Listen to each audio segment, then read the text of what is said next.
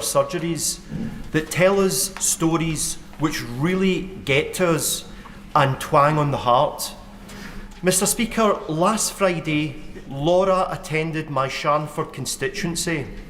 She told me of the tragic death of her 6-year-old, energetic, loving son, Talon, from a brain tumour. All that she asked, Mr. Speaker, is that I raise this matter nationally, and I'm doing that now. But I'd like to go one step further. Would the Prime Minister agree to arrange a meeting for Laura and the brain tumour support group known as Angel Mums to meet with the relevant healthcare minister to discuss brain tumour research? Prime Minister. Can I thank him for doing what he was asked to do, which is raising this case here. The loss of a child is simply unbearable, and I think most of us, including myself, simply wouldn't know how we would be able to react. And I think the whole House will want to send its deepest condolences to Laura and to all of Talon's family and friends. I will happily make sure that the meeting that he requests takes place, so we can reassure that we are committed to supporting life-saving and life-improving research, and doing all we can to improve how we prevent, detect, manage and treat cancer. Thank you. Andrew Peck. Thank you, Mr. Speaker. Like many people in Peterborough, I am passionate about tackling low pay and insecure work, especially for young people. Next month, many of my constituents will receive a welcome boost in their pay packets due to the increase in the national minimum wage. Can I thank the Prime Minister for ignoring the voices on the opposite benches who continue to oppose our plans to make work pay? And can I urge him to go further and faster in delivering our plan for change for working people? Well, I thank him. He's a superb job for Peterborough, and we're proud that our Employment Rights Bill is tackling the cost of insecure work, and we're delivering that pay rise for 3 million of the lowest paid. We know the Leader of the Opposition opposes all that. She thinks the minimum wage is a burden and that maternity pay is excessive. It's the same old Tories. They opposed the minimum wage in the first place. They've learned absolutely nothing. Leader of the Opposition, Kemi Badenoch. Mr. Speaker, the Chancellor claimed that her budget was a once-in-a-Parliament reset. So why are we having an emergency budget next week? Mr. Speaker, we have delivered record investment into this country. We've had 3 interest rates cut in a row, and wages are going up faster than prices, which is a massive cost of living boost. That's after only 8 months, after 14 years of absolute failure. What do they do? Interest rates 11%, massive 22 million black hole in the economy. They crashed the economy. We're rebuilding Britain. Mr. Speaker, he knows why we're having an emergency budget, because since the last one,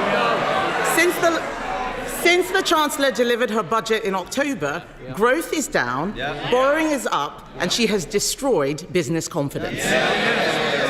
Does the Prime Minister now regret raising taxes on business?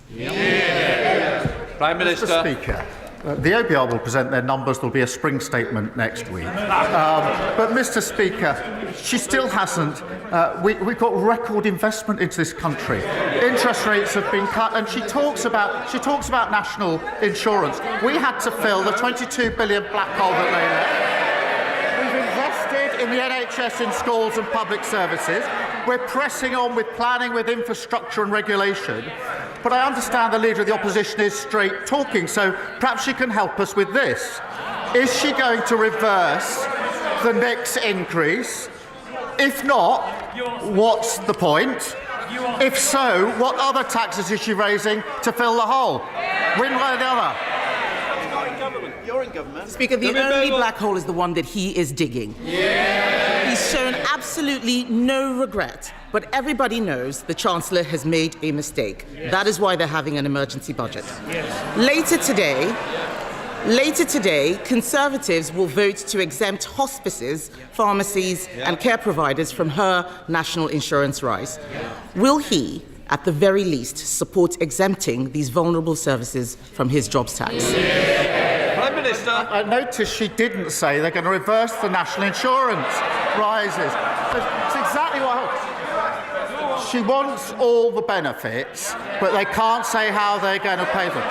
She carps from the sideline, but can't make her mind up whether she supports or doesn't support national insurance rises. We've made provision for hospices, we've made provisions for charities, but we had to secure the economy. We had to fill the £22 billion black hole that they disgracefully left. Mr. Speaker, he hasn't made these provisions. He keeps talking about budget benefits. Unemployment is not a benefit. Businesses closing are not benefits. I asked him whether he would exempt hospices, even children's hospices, from the jobs tax. He did not answer that question. His MPs know that this could affect end-of-life care. So I will ask the same question again. Will he exempt hospices from paying his jobs tax? Speaker, we've already invested £100 million for adult and children's hospices, an additional £26 million in funding through the Children's Hospices grant, but we can't get away with what we were doing in that budget, the root cause, which was fixing the economy they left so badly damaged, a £22 billion black hole. Perhaps you start the next question with an apology. Mr. Speaker, I remember when he made... They want me to answer questions, then we can swap sides.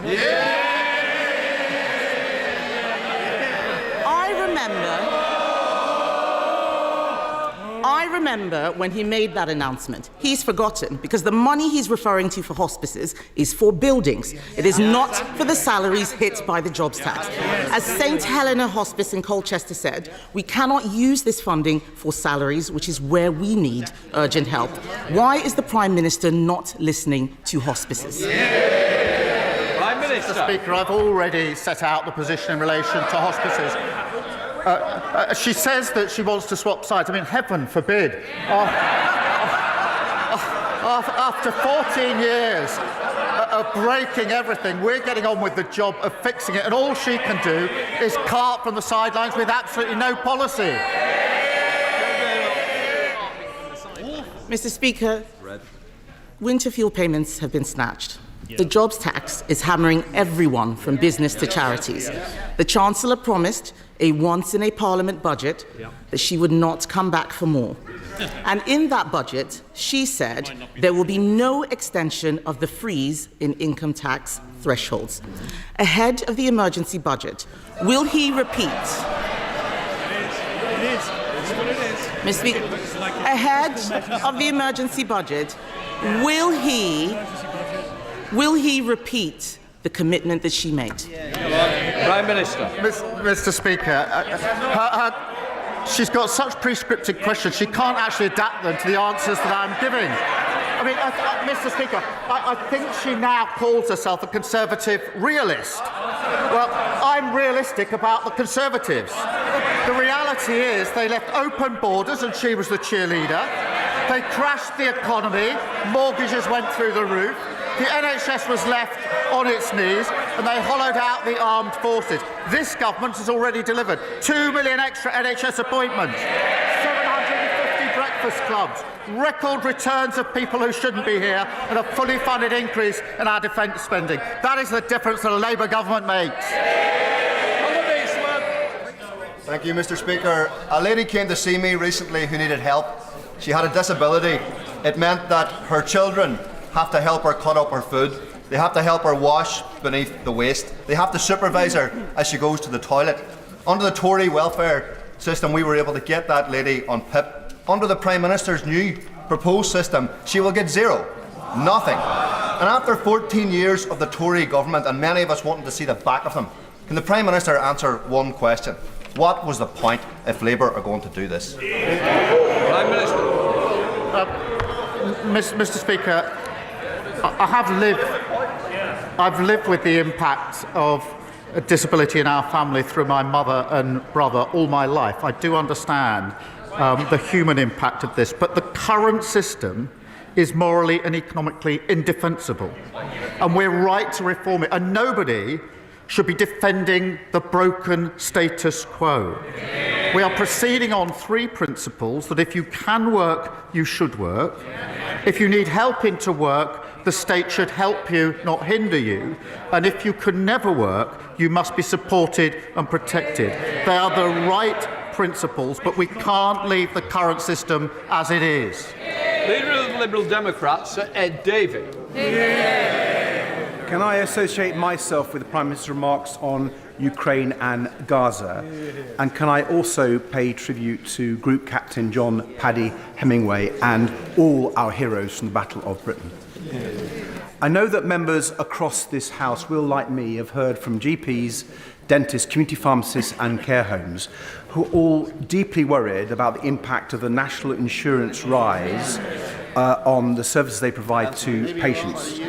That's why the House of Lords passed a Liberal Democrat amendment to exempt NHS and care providers. That amendment comes before this House this afternoon, but we're hearing worrying reports that the Prime Minister will order Labour MPs to vote against it. Will the Prime Minister reassure this House and patients across the country that these reports are not true? Prime Minister. Can I start by pointing out that because of the changes we made at that budget, we were able to put record amounts of money into our National Health Service, and vitally important that we did so. And it isn't right to simply oppose the measures we had to take to raise the money and at the same time say, as the Honourable Gentleman does, that he wants the benefits of the increase in funding for the NHS. The two can't sit together.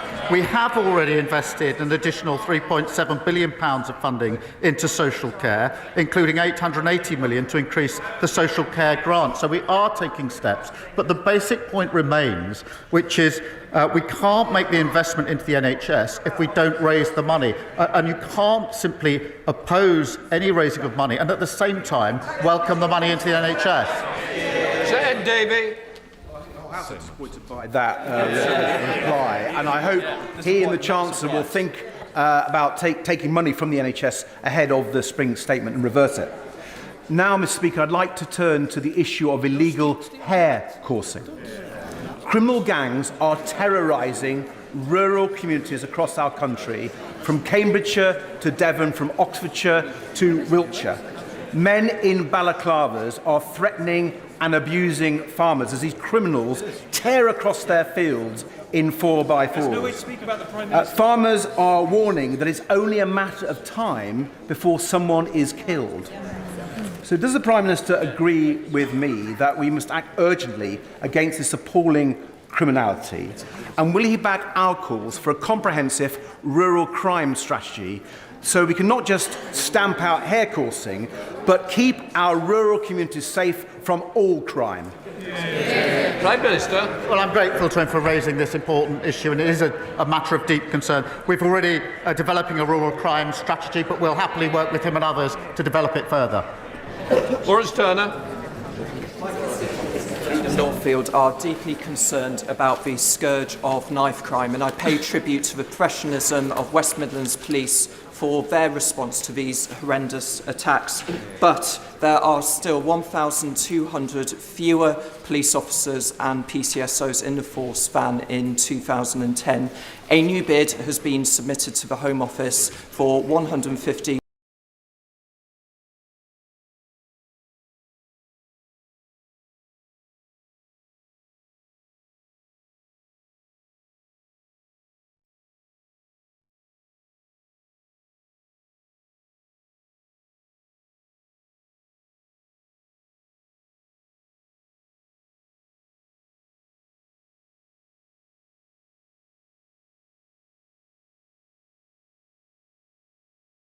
Make sure he gets a meeting with the relevant policing minister to discuss.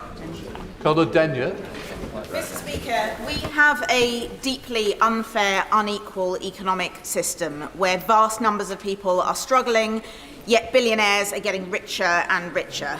Does the Prime Minister really think that the way to tackle this is to put the onus onto older people, children, and now sick and disabled people, rather than on the shoulders of the super rich with a wealth tax, those people who could most easily afford to pay? And if the Prime Minister uses the phrase difficult choices in his answer, please will he specify difficult choices for whom? Well, Prime Minister. Mr. Speaker, we do have a proportional tax system, and we have raised tax on the wealthiest under this government. But her advice would count for a bit more if their manifesto hadn't been a recipe for £80 billion of extra borrowing. That is to do exactly what Liz Truss did to the economy, and that doesn't help any of the people that she's claiming to support. Mohammed Yazid. Mr. Speaker, I welcome the government's ambitious growth plans for Oxford-Cambridge Arc, which promises to reverse years of decline and transform the eastern region by driving prosperity, creating jobs, and delivering much-needed housing. But does the Prime Minister agree with me that the crowning achievement of this plan would be the establishment of a world-class theme park in Bedford Borough? It would transform our local economy, create thousands of new jobs and opportunities, and elevate Bedford as a national hub for leisure and tourism. Prime Minister. Well, he's right to raise this important project, which we are working for.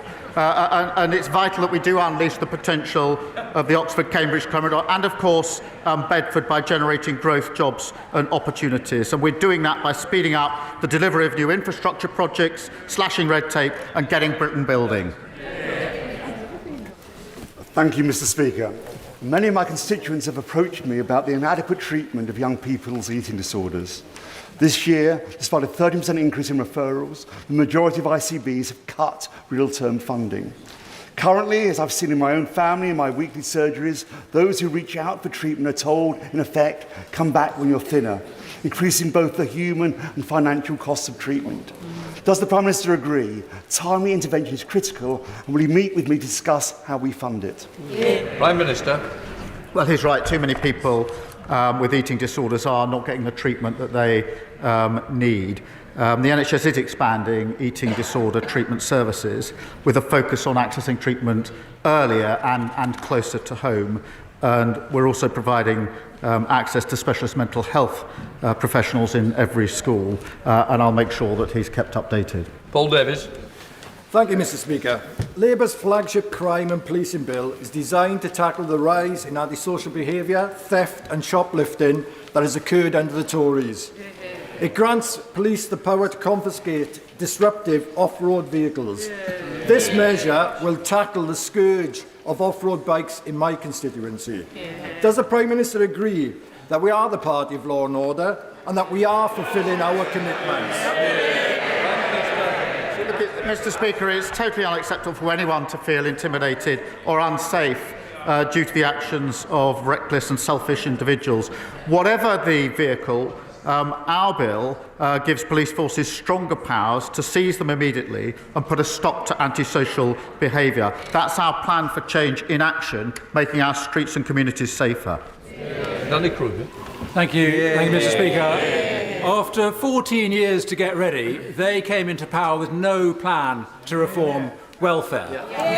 But now, in a panic because of their economic mismanagement, they're cutting benefits for disabled people without consulting them at all. It probably says in his folder that the High Court ruled the Conservatives' consultation was too short, but at least we consulted. They're not consulting at all.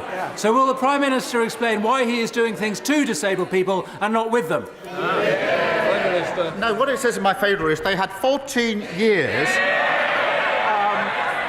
including five with a majority of... They didn't need to consult, get on with it. They had a majority of 80 for the last 5 years. They're now carping on with some of their ideas. 14 years, and they didn't implement a single one. They simply broke the system. They're in no place to lecture other people.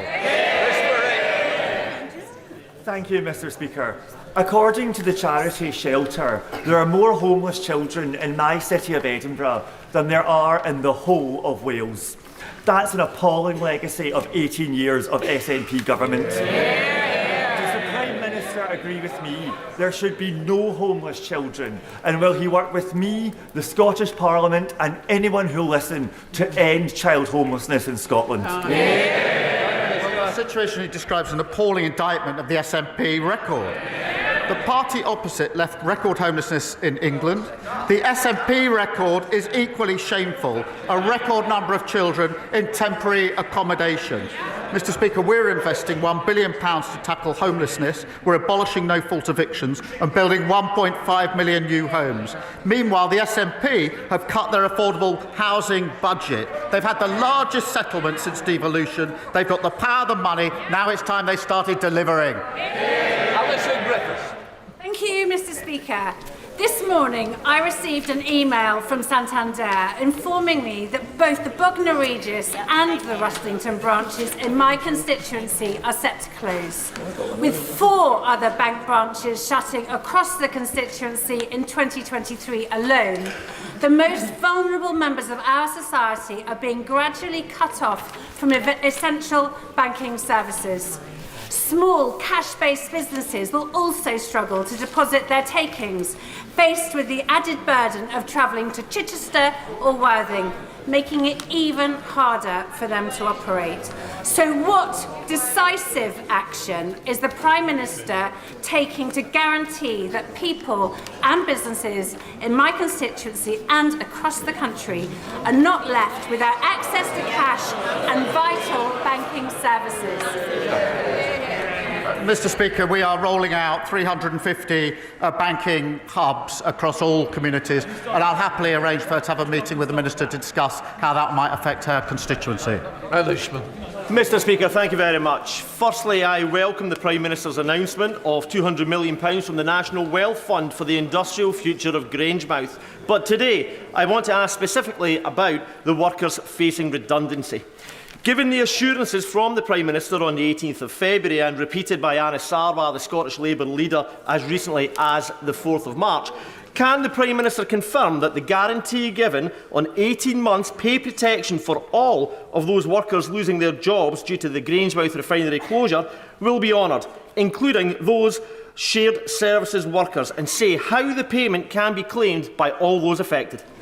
Prime Minister. Well, Mr. Speaker, Petroenius have said that every employee made redundant will get 18 months full pay.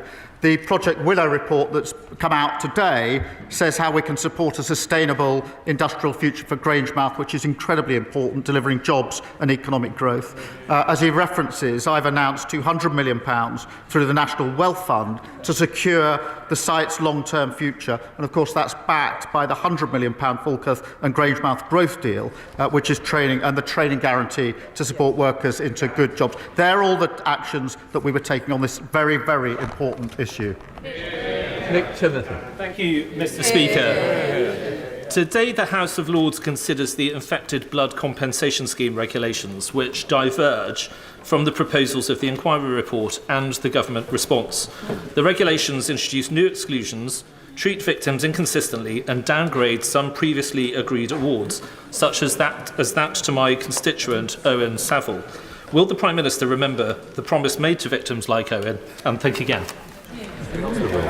Well, the victims of this scandal have suffered unspeakably, and I'm pleased that at the budget we set aside the £11.8 billion to compensate them in relation to this appalling scandal. I would gently point out that the party opposite was committed rightly to this compensation but didn't provide a single penny in the column to pay for it.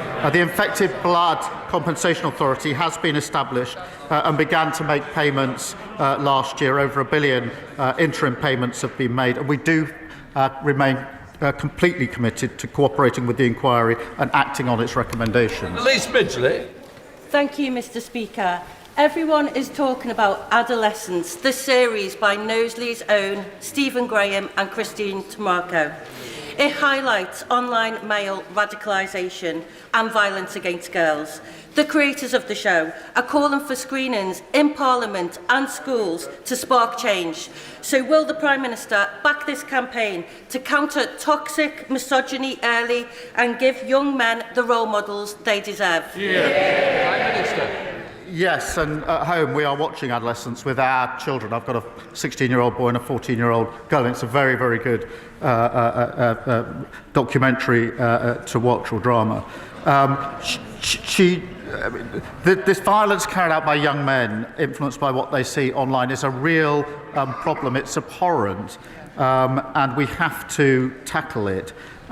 We are putting in specialist rape and sexual offences teams in every police force, doing work on the 999 calls. But this is also a matter of culture that I think it's important that across the whole House we tackle this emerging and growing problem.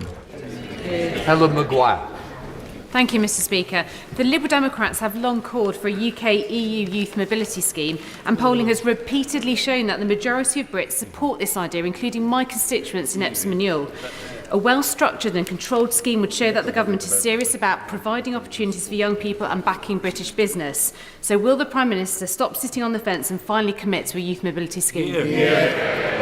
Well, Mr. Speaker, we are working closely with our European colleagues and the EU in particular, and we are working to a reset of the relationship. We won't be returning to freedom of movement. I've made that repeatedly clear, but we're making good progress. Maureen Edwards. Thank you, Mr. Speaker. The previous government failed to properly support further and adult education over the last 14 years. And in contrast, the Prime Minister's personal commitment to technical qualifications has been encouraging. Last year's budget provided a welcome boost to some parts of the sector, but need and demand is outstripping available funding. Skills are crucial to the government meeting its missions to deliver economic growth, build 1.5 million homes, and to transition to a green economy.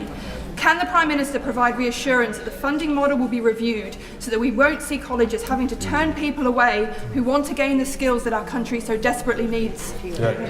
Prime Minister. Well, she's right. Further education plays a critical role in giving young people the skills and confidence that they need, and of course the training we need for the future. We are investing £400 million on education for 16 to 19-year-olds this year, and our levy-funded growth and skills offer will create jobs in key industries, and I can assure her that the funding will deliver enough places for young people.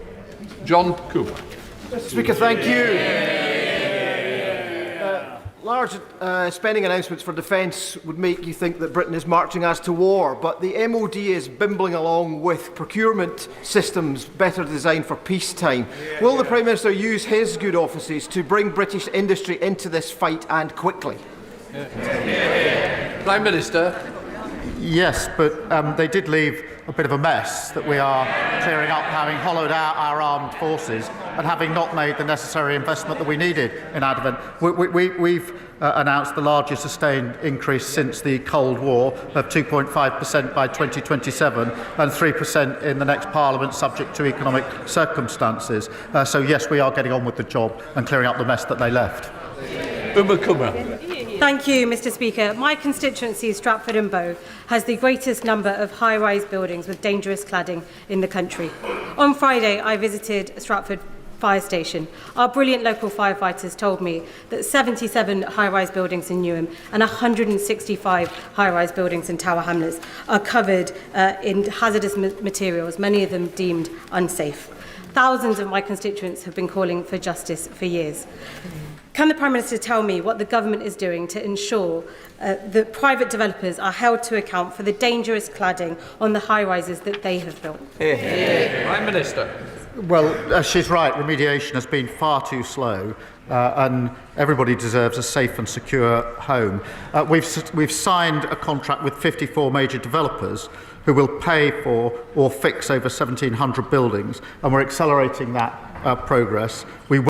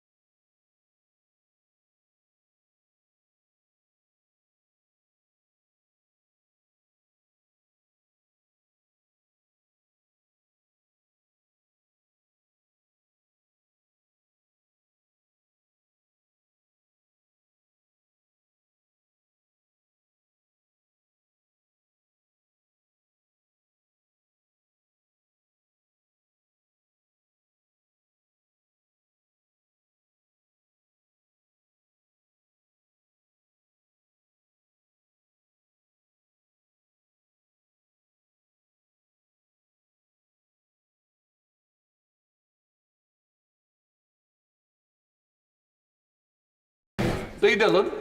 Thank you, Mr. Speaker. Despite Ukraine being the victim in Russia's illegal aggression, President Zelensky has shown leadership to his people by committing to the US plans for a ceasefire. However, it's clear that Putin is playing for time and still carrying out daily attacks on Ukrainian people. So, Prime Minister, is now not the time to take those frozen Russian assets, to seize them, to give them to the Ukrainian people, to strengthen their hand at the negotiating table, and to punish Russian aggression? Minister. Well, on both points, I spoke to President Zelensky last night following the discussions yesterday to discuss the way forward. On the wider question of the assets, look, it's complicated, but we're working with others to see what is possible, but it isn't straightforward. Ewan Steinbank. Thank you, Mr. Speaker. The release of Project Willow today is a step forward in securing good jobs and an industrial future for Grangemouth. However, the Government needs to work at pace to ensure the recommendations in Willow are acted upon. Can the Prime Minister outline what steps he will be taking to ensure barriers to a rapid transition at Grangemouth are removed and investment is progressed as quickly as possible? Well, I'm very grateful for him for raising Grangemouth again the second time in this session, and that's because it's centrally important. He'll have heard what I had to say about the projects that we're looking at to ensure the long-term future of Grangemouth, the interim measures that are being taken, and of course the £200 million of the Wealth Fund that I announced just a few weeks ago. Sir John Hayes. Thank you, Mr. Speaker. Prime Minister and I disagree about much. The family farm tax, the NI jobs tax, and the cut in winter fuel payments, but we surely agree that the common good is built on public order. Crossbows in the hands of killers cost lives. They cost the lives of 3 innocent women last year.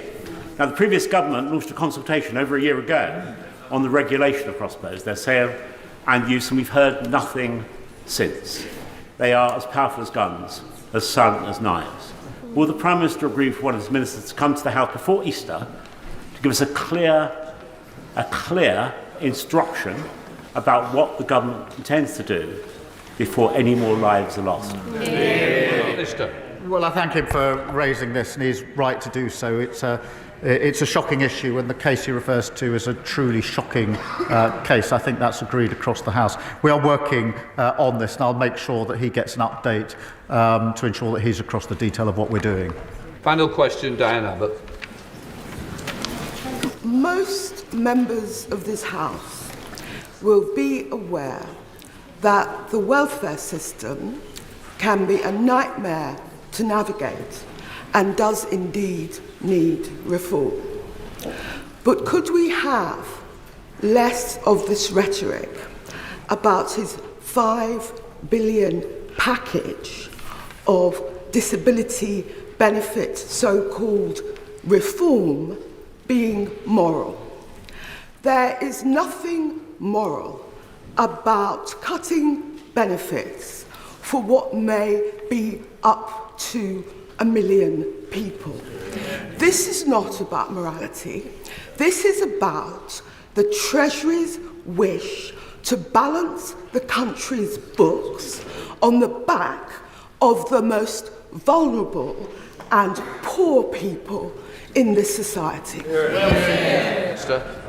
Mr. Speaker, she's a passionate advocate and has been for a long time on this issue, and I pay tribute to that. But as she rightly acknowledges, the current system is broken. And this is where I disagree with her. I think 1 in 8 young people not in employment, training or education, that's 1 million young people. I think that's a moral issue, Mr. Speaker, because all the evidence suggests that someone in that situation at that stage of their life is going to find it incredibly difficult ever to get out of that level of dependency. That cuts across the opportunity and aspiration. It's the root of my values and Labour values about how we take working people forward. So I do see it as a moral issue. I'm not going to turn away from that. I am genuinely shocked that 1 million people, young people, are in that position, and I'm not prepared to shrug my shoulders and walk past it. That completes Prime Minister's questions.